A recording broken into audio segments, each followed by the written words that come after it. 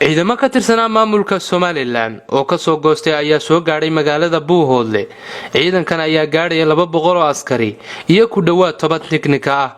soo dhaw ciidan ka soo goostay SRM kuna soo biiray ciidanka SSC. waxaana duuleedka bariya magaalada buuhoole ku soo dhaweeyay jabhada SSC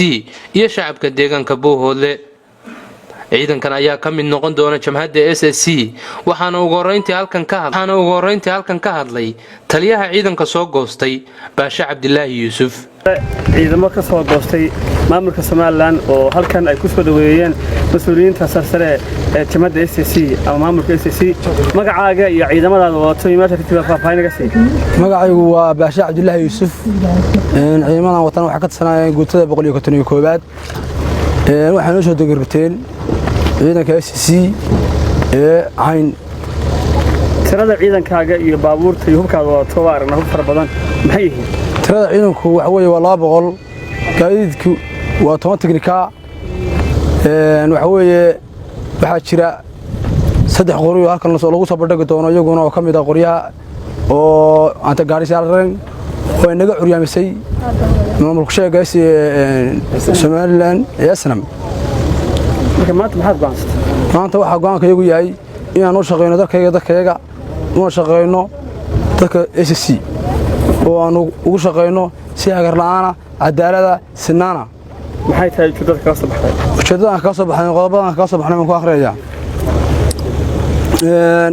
horta lambar 1 dadka madaqada ku nool sool sanag yahayn ma aha dad ah Somaliland waa dad deegaankooda iyo dalkooda lagu soo duulay oo ay haysato SNM kuna haysato xukuumad ku sheeg sida laadigeed anagu markaan aragnay inaan ahayn Somaliland wax nooc toy dantayada dalkayaga iyo diintayada midna ayna anfacayn waxaan uga soo baxnay sida aan hore u akhriyay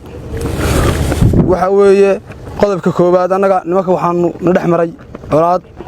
muddo hadda taagnayd oo ah askari laga diray cadeeye askarigaas lagu dilay si qadafa oo kas ah oo waliba waxa weeye ku talagal baan leeyahay markii maxkamadda la saaray sarkaal baa dilay 3 digle ah oo booliska oo Saacad Muuse bixiye meerihiin markii ninkii maxkamadda la saaray waxa lagu xukumay diyo ah 100 halaad sidii askartii sharciga ciidanku wuxuu qabaa askariga dila in lagu xukumo dil toogasho maxkamadda waa ka biyadiinay odayaashooda ka biyadiideen Hargeysa loogu tagay waxa la yiri diyaan yahaynaa wali ma dhameystirnayn oo $15,000 oo ay bixinayso Somaliland ku shaag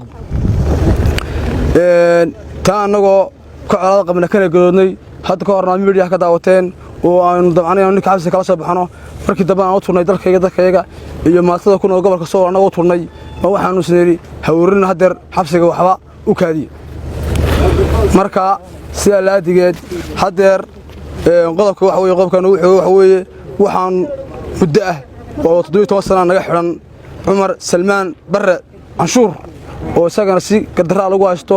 oo ah aqoonyahan macallin shaqeynayay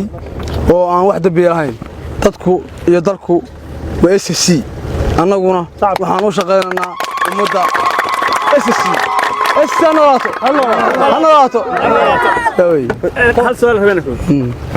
xilliyadan kale waxa dhacda inta ciidamadan dadka Somaliland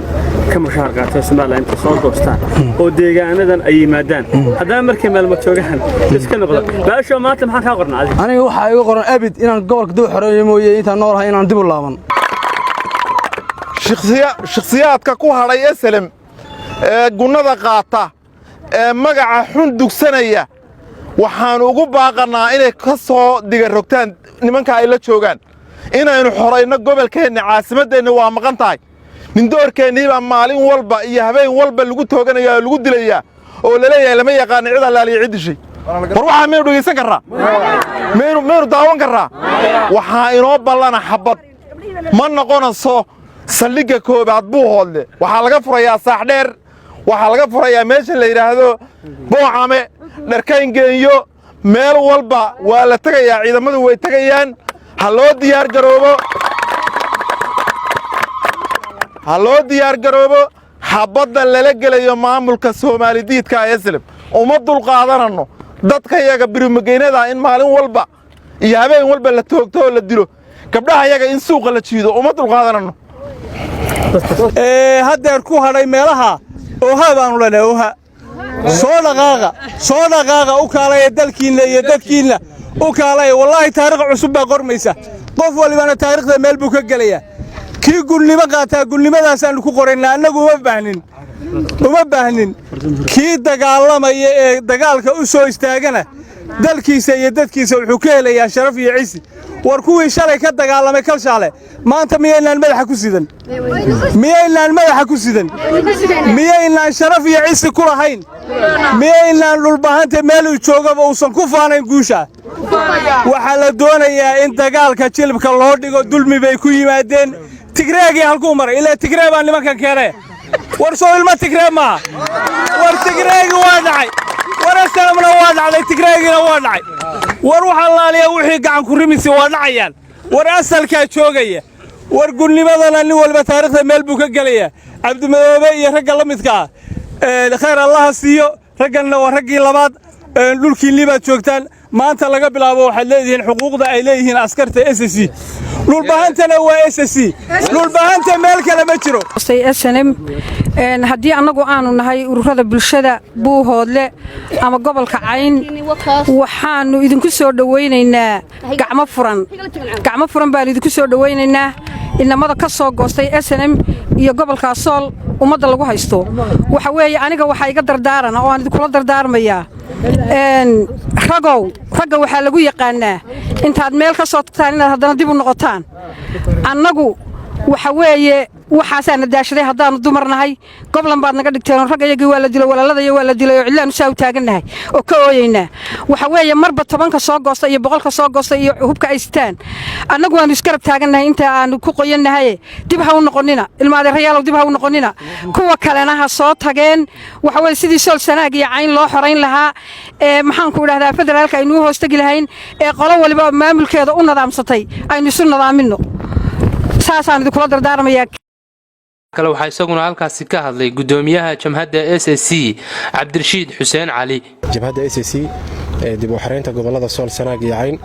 iyo guud ahaan ciidamada waxa weeye isaga yimid maamulka SNM waxa weeye maaragtay dabadhilifka ah ee goboladeena ama deegaanada ummadda maaragtay gobolada waqooyi dhibaato aad iyo aad u fara badan ku haya soo dhawaadaan idin leenahay waxaad timaadeen guriyihiinii dadkiinii waxa weeye maaragtay ilaahay subxaanahu wa tacaala baan ku mahadsan idin soo nabadgeliyay wada dheer baad soo marteen inta kadib guud ahaan waxaan ugu baaqaynaa ummadda gobolada Sool Sanaag iyo Cayn